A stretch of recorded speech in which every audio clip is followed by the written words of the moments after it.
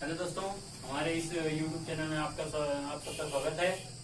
मैं आज आप लोगों को हाई स्कूल विज्ञान में आज बताने चल रहा हूँ। बहुत इंपॉर्टेंट टॉपिक है। अवतल दर्पण के प्रतिबिंब के वस्तु की दूरी, फोकस दूरी और प्रतिबिंब की दूरी में क्या संबंध होता है ये भी बताएंगे। और इसी वीडियो में हम आपको बताएंगे चिन्ह परिपाटी।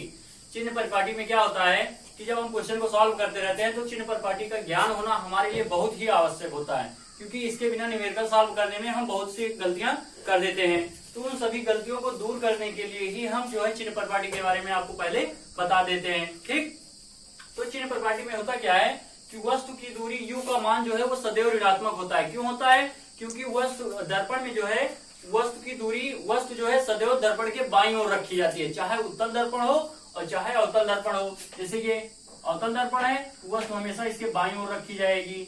ठीक है, अगर ये उत्तल दर्पण है तब भी वस्तु हमेशा इसके बाईं ओर रखी जाएगी। इसीलिए वस्तु का मान सदैव जो है ऋणात्मक होता है।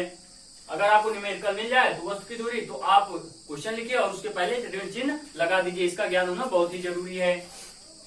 दूसरा है फोकस दूरी f।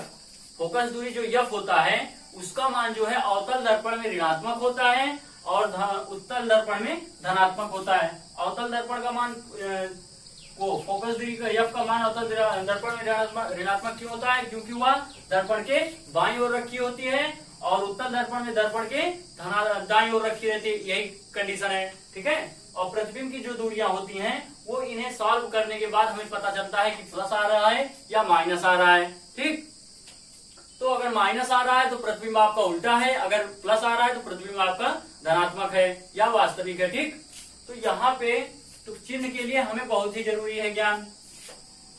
तो u का मान क्या होता है?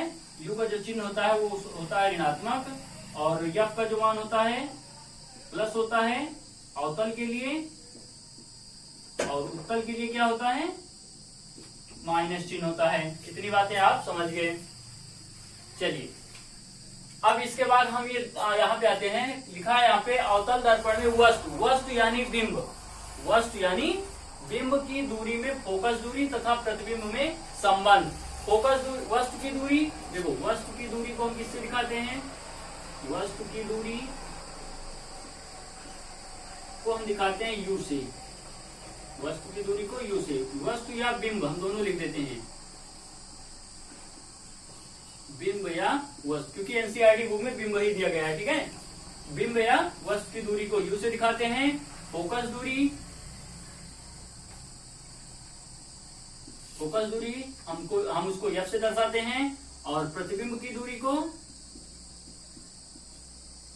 प्रतिबिंब की दूरी को हम दिखाते हैं v से। ठीक है, तो इन सब में संबंध क्या है? इन तीनों से संबंध एक निकलता है, चाहे वो उत्तल दर्पण हो चाहे अवतल दर्पण हो, दोनों के लिए एक ही संबंध है। फार्मूला बनता है 1/f = 1/v + 1/u। यही जो है संबंध आपको क्वेश्चन में या बोर्ड एग्जाम में 2 नंबर के क्वेश्चन में पूछ लेता है कि वस्तु की उत्तल दर्पण के वस्तु की दूरी, फोकस दूरी और प्रतिबिंब दूरी में क्या संबंध होता है। तो आप वहां पे सीधे एक प्यारा सा फार्मूला याद रखिएगा, 1/v = 1/v + 1/u। ठीक है, अगर कहते हैं कि अवतल दर्पण के वस्तु की दूरी और प्रतिबिंब दूरी तथा फोकस दूरी में संबंध बताओ, तब भी वहां पे यही प्यारा सा फार्मूला आपको याद आना है और याद करके इनको बराबर रखना है, क्योंकि इनके आधार पे आपके बोर्ड एग्जाम में 4 नंबर के न्यूमेरिकल भी पूछे जाते हैं और फार्मूले भी दे देते हैं। तो प्रकाश नामक जो चैप्टर हम पढ़ रहे हैं वो बहुत ही परीक्षा की दृष्टि से बहुत इंपॉर्टेंट है। ठीक, तो ये फार्मूला आता कहां से है? चलिए हम इससे बताते हैं। ये फार्मूला हमारा आया कहां से, हम इसको बताते हैं। स्क्रीनशॉट लेकर के चिन्ह परिपाटी लिख लीजिए।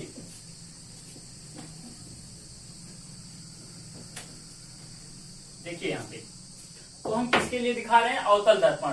ठीक है, अवतल दर्पण के लिए दिखा रहे हैं, जिसमें हम क्या बनाएंगे? अवतल दर्पण। ये एक अवतल दर्पण है आपका। यहाँ पे आपका क्या है? ध्रुव P। यहाँ पे आपका क्या होता है? वक्रता, यहाँ पे वक्रता केंद्र होता है और यहाँ पे फोकस F होता है। तो उत्तल दर्पण के ये आपका क्या है? मुख्य अक्ष है। सभी चीजें आपको इसके पहले आपको सारी चीजें बताया जा चुका है। तो यहाँ पे ये एक वस्तु लेते हैं हम AB, एक वस्तु लेते हैं AB, जो जिसपे प्रकाश की किरणें जो है मुख्य अक्ष के समांतर चलना प्रारंभ करती हैं। प्रकाश की किरणें मुख्य अक्ष के समांतर जो है चलना प्रारंभ करती हैं। तो दर्पण से टकराने के बाद कहां से वापस आती हैं? फोकस से आती हैं। ये आपका फोकस है। दूसरी प्रकाश की किरण जो है हमारी वस्तु से चलती हुई वक्रता त्रिज्या वक्रता केंद्र से होती हुई निकल जाती है। ये देखिए, तो यहाँ पे जहां एक दूसरे को ये काट रहे हैं यहीं पे आपका बनता है प्रतिबिंब, और इसका नाम हम क्या देते हैं? A dash B dash. ठीक है। यहाँ पे अगर दर्पण का द्वारक आप बना लें, यम और यन कर दीजिए। दर्पण का द्वारक, इसे हम कहते हैं दर्पण का द्वारक, यम और यन कहते हैं। ठीक है। तो ये हमारा रहा चित्र। अब यहाँ से सभी दूरियों को हम स्पष्ट कर देते हैं कि दर्पण से वस्तु की दूरी, ये जहां पे वस्तु रखी है ये दर्पण से वस्तु की दूरी है u, जहां पे प्रतिबिंब बन रहा है, और वहां दर्पण तक की दूरी, वहां से क्या है? ये प्रतिबिंब की दूरी v है, और ये जहां पे फोकस आप है, फोकस से दर्पण तक की दूरी क्या है? f है। ठीक। और ये जो है वक्रता केंद्र और दर्पण तक के बीच की दूरी को क्या कहते हैं? वक्रता त्रिज्या r से भी जानते हैं इन्हें हम। और वक्रता त्रिज्या r इक्वल टू होता है 2f, या f बराबर r/2 होता है। ठीक है। तो इस पे भी आपको न्यूमेरिकल मिल जाते हैं। कभी कभी कहता है कि मान लीजिए किसी अवतल दर्पण की वक्रता त्रिज्या 20 सेंटीमीटर है, तो फोकस दूरी याद कीजिए, तो वहां पे हम इस फार्मूले का यूज करेंगे। तो ये भी फार्मूला आप जाने रहिए। तो चलिए यहाँ पे हम इन्हें स्टार्ट करते हैं कि कैसे क्या होता है इसमें।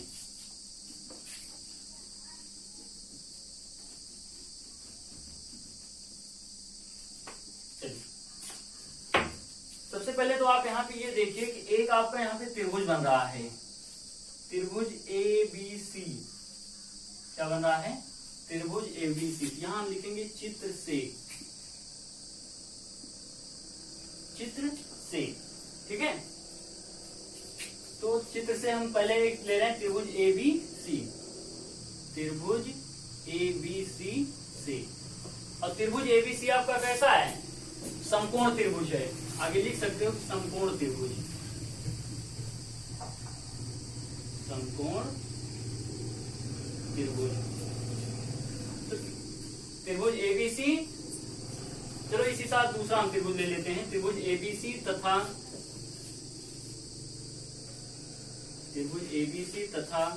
त्रिभुज ये देखिए दूसरा त्रिभुज A dash B dash C। दूसरा त्रिभुज जो है आपका जो प्रतिबिंब वाला बन रहा है, क्या बन रहा है? A dash B dash C। त्रिभुज ABC तथा त्रिभुज A dash B dash C से, ये दोनों त्रिभुज कैसे हैं? आपके समरूप हैं। समरूप त्रिभुज, मैथ में पढ़ोगे इनको, समरूप त्रिभुज तो समझ में आ जाएगा। ठीक है। आकृति समरूप का मतलब होता है आकृतियों में ये क्या हो? समान हो। भुजा से मतलब नहीं है कि कितनी भुजा है, बड़ी ज्यादा नहीं, मतलब इनकी जो आकृति हो, जो कंडीशन हो, उनमें सेम हो, उन्हें हम क्या कहते हैं? समरूप त्रिभुज। और साथ ही साथ देखा जाए इनके जो कोण बन रहे हैं बीच में, ये क्या है? 90 है, मतलब समकोण है। यहाँ आप लिख सकते हो कि समरूप तथा समकोण त्रिभुज से, समरूप तथा समकोण त्रिभुज। ठीक है। चलिए, तो यहाँ पे एक वो लगता है त्रिभुज की परमेय यस। ठीक है। तो यहाँ पे होता है भुजा बटे भुजा, AB बटे A dash B dash, AB बटे A डैश B डैश, लंब लंब के बटे और आधार आधार के। ठीक है। बराबर BC बटे B dash C, B dash C हो जाएगा। ठीक। इन्हें यहाँ पे छोड़ दीजिए, इसे कर दीजिए समीकरण 1। अब आगे चलिए, यदि दर्पण का द्वारक, पहले तो ये देख लीजिए यमन त्रिभुज यहाँ से। अब दूसरा त्रिभुज आगे देखिए, त्रिभुज आपको एक मिला यम यन यप, त्रिभुज यम यन यप। नेक्स्ट लिखेंगे हम त्रिभुज यम यन यप तथा त्रिभुज A dash B dash F, त्रिभुज A dash B dash F से। यहाँ पे भी वही कंडीशन क्या है? दोनों समरूप हैं और समकोणीय हैं। समरूप तथा समकोणीय। ठीक है, तो यहां पे आपका यमन, ये कैपिटल एन लिखते हैं, mn बटे a dash b dash equal to fn upon b dash f। फिर से mn बटे a डैश b डैश, दोबारा fn बटे b डैश f। ये इतनी बात हो गई। यहाँ पे ये देखिए आप एक चीज कि mn जो है वो किसके इक्वल टू है, ab के इक्वल टू है। देखा जाती है, देखो ये दूरी mn और ये दूरी ab, ये दोनों क्या है, आपस में बराबर है। यहाँ हम लिख सकते हैं कि mn बराबर ab, mn बराबर ab। तो जहां mn है वहां हम क्या कर देंगे, ab रख देंगे। इसके आगे देखिए नेक्स्ट समीकरण, तो ab upon a dash b dash बराबर fn बटे b डैश f। ठीक है, अब इसे कर लीजिए आप समीकरण नंबर 2। समीकरण 1 और 2 में से, समीकरण यहां लिखेंगे समीकरण 1 और 2 से। यहां पे एक चीज देखिए कि आपको समीकरण 1 और समीकरण 2 में एक चीज देखिए आपको कॉमन नजर आ रही है। वो क्या है, ये जिस जहां पे हम गोला कर रहे हैं, ये चीजें देखी जाए तो क्या है, कॉमन है। जब ये दोनों चीजें कॉमन है तो ये दोनों आपस में कट जाएंगे या खत्म हो जाएंगे, तो आपका बचेगा क्या, यहां हम लिखेंगे B C upon B dash C बराबर एफ एन और divide by B dash F. फिर एक काम आपको यहां करना है कि देखा जाए, यहां पे लिखेंगे यदि दर्पण का द्वारक, यदि दर्पण का द्वारक छोटा हो, छोटा हो तो दर्पण का द्वारक मतलब ये चीज जो यहाँ पे जो एक लंब डालती है, और ये अगर ये देखा जाए तो छोटा हो, तो यहाँ पे हम कर सकते हैं F N equal to F P के। एफ एन इक्वल टू, या दर्पण का द्वारक छोटा हो तो यहाँ हम लिख सकते हैं F N equal to F P. F N जो है वो किसके बराबर हो जाएगा, एफ पी के बराबर हो जाएगा। तो यहाँ हमारा नया समीकरण जो बनेगा वो बनेगा B C upon B dash C बराबर F P upon B dash F. अब यहां से हम 3 समीकरण 3 नहीं, इसको समीकरण 3 करो और ये समीकरण 4 हो जाएगा। ठीक है, अब इसके बाद आपको सब कुछ पता है कि बीसी क्या है, बीसी आपकी क्या है। तो बीसी हम अब इसमें से सभी राशियों को हम निकालेंगे, इसी समीकरण सब चीज करने के बाद इसी राशियों से हम निकालेंगे। देखिए यहाँ पे अब आगे क्या होता है, सबसे जरूरी बात ध्यान देना, यहाँ पे क्या होगा, बीसी आपको निकालना है, इतनी वैल्यू आपको निकालना है। तो इतनी वैल्यू के लिए आप इस पूरे से मतलब पीबी से आप क्या करेंगे, माइनस करेंगे। तो देखिए यहाँ पे चाहे एक एक चीज हम लिख लेते हैं कि बीसी इक्वल टू करेंगे तो पीबी, पीबी माइनस इतना निकालना है तो सी पी या पी सी, ये हो जाएगा। दूसरी चीज बी डैश सी, अब हमें क्या निकालना है, बी डैश सी, बी डैश सी मतलब इतना निकालना है। इतना निकालने के लिए सीपी से या पीसी से हम माइनस करेंगे, पीसी से क्या माइनस करेंगे, पी एफ या एफ पी, एफ पी क्या करें देंगे हम, माइनस कर देंगे। फिर आ जाइए एफ पी, एफ पी आपको पूरा क्लियर है दर्पण से। फिर आपका है क्या, बी डैश एफ। अब बी डैश एफ अगर आपको निकालना है, बी डैश एफ अगर आपको निकालना है तो यहाँ पे आप क्या करेंगे, बी डैश एफ निकालने के लिए B dash P, B dash P से जो है एफ पी आप क्या करेंगे, या पी एफ जो है एफ पी क्या कर देंगे, आप माइनस कर देंगे। ठीक है, तो ये चीज पहले आप कर लेंगे तभी आप आगे कर पाएंगे। तो चलिए इन्हें और थोड़ा हम सॉल्व करते हैं। बीसी इक्वल टू पीबी है क्या, पी से बी तक की बीच की दूरी क्या है, वस्तु की दूरी, जिसे हम किससे दिखाए हैं, यू से। और जबकि आपका कैसा दर्पण है, ये अवतल दर्पण के लिए चल रहे हैं, तो यहाँ पे आपका चिन्ह क्या होगा, माइनस होगा। बी डैश सी, सॉरी पीसी, पीसी आपका क्या है, वक्रता त्रिज्या है आर, क्या है यहां से यहां तक देखिए ऊपर लिखे हैं आर, आर क्या है, आर बराबर यहां लिख दिए 2f। ठीक, तो ये भी क्या होगी, ऋणात्मक होगी। आर बराबर यहां लिख देंगे हम, या आर ही लिख दीजिए, तो आर इक्वल टू 2f होता है, आप जाने रहिएगा। यहां हम लिखते हैं 2f बी डैश, आपका फिर क्या है, एफ पी है। देखिए यहाँ पे बी डैश सी जो है, ये चीज हमको निकालने के लिए, ये इतना निकालने के लिए हम पीसी से माइनस कितना करेंगे, बी डैश पी माइनस करेंगे।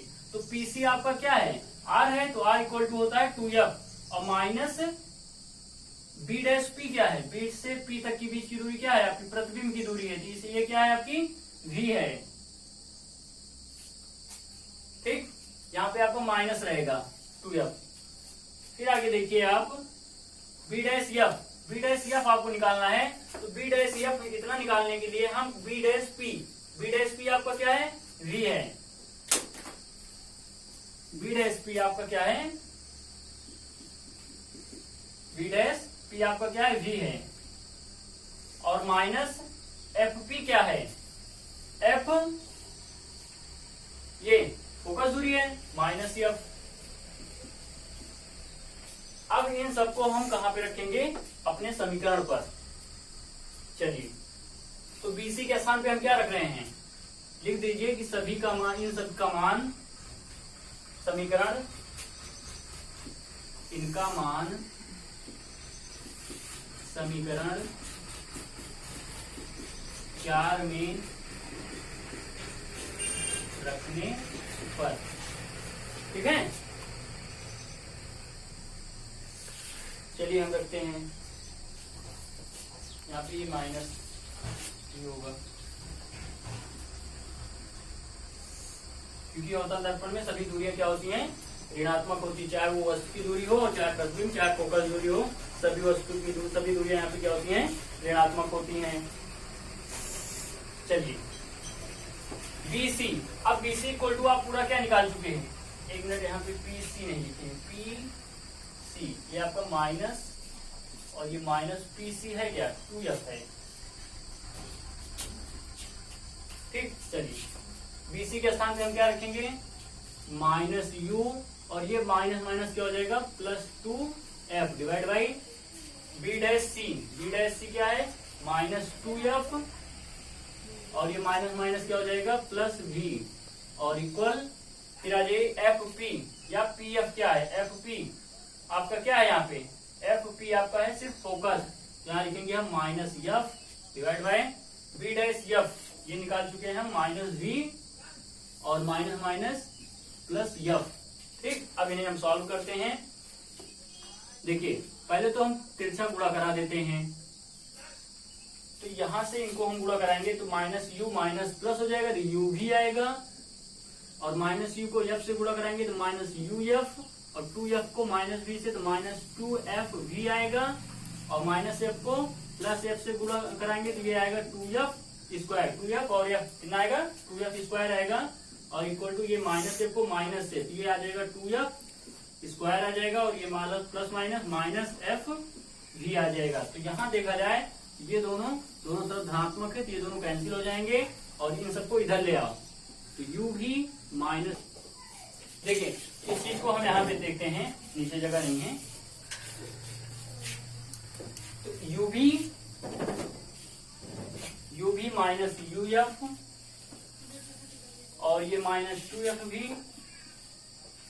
और यहाँ पे ये माइनस से भी इधर ले आइए तो क्या हो जाएगा, प्लस एफ भी, और बराबर आपका क्या हो जाएगा, 0 हो जाएगा। u भी और माइनस यू एफ, और ये 2fv से fv माइनस हो जाएगा, क्या आएगा, माइनस fv आएगा, बराबर 0। अब ये जो प्राप्त हुआ है इनमें हम uvf से क्या करा देंगे, भाग करा देंगे। यहाँ लिखते हैं uvf से भाग करने पर देखिए uv बटे uvf माइनस uf बटे uvf और माइनस fv बटे uvf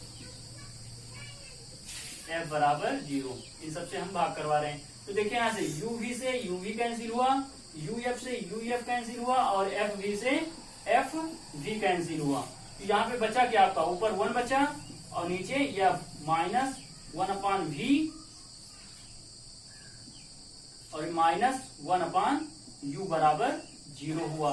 ठीक, अब ये माइनस में दोनों है, बाईं तरफ भेजिए प्लस हो जाए 1/f equal to 1/v plus 1/u। तो ये आपका जाकर के सीधा फाइनली यही चीज हो, इनमें जो संबंध है, कौन सा संबंध है, 1/f बराबर 1/v प्लस 1/u, यही संबंध है जो कि आपकी परीक्षा में आता भी है और इम्पोर्टेंट भी है।